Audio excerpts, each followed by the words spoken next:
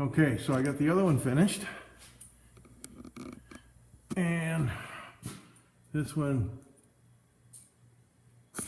I had set it, as you can see, I set it in too far. And then I should run, I may run another bead down beside it. It's not necessary, but just make it look a little cleaner. And then I started adding the caps around the top of these. And then I'll put another bead down in there to fill, and then I'll grind them down. So yeah, that's where I am.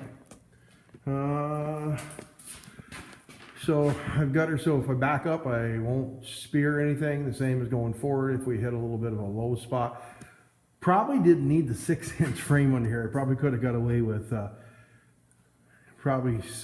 thick walled square, 3-inch square tubing, but live and learn. So I cleaned up my mess a little bit. I think I'm going to call it a day.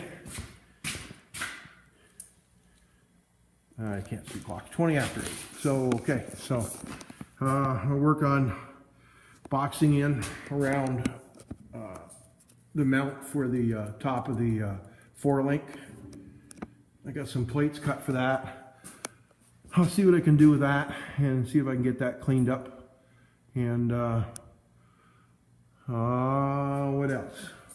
Airbags. I guess I gotta start making a list. I got so many things to do on this.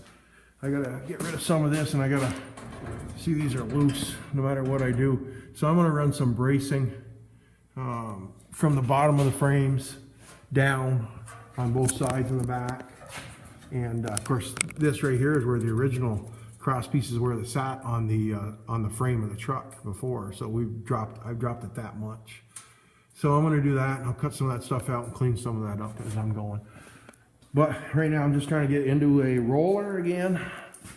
So get the dry shaft in and that kind of stuff. So there we go. Have a good night. See you soon. Thanks for watching and subscribing.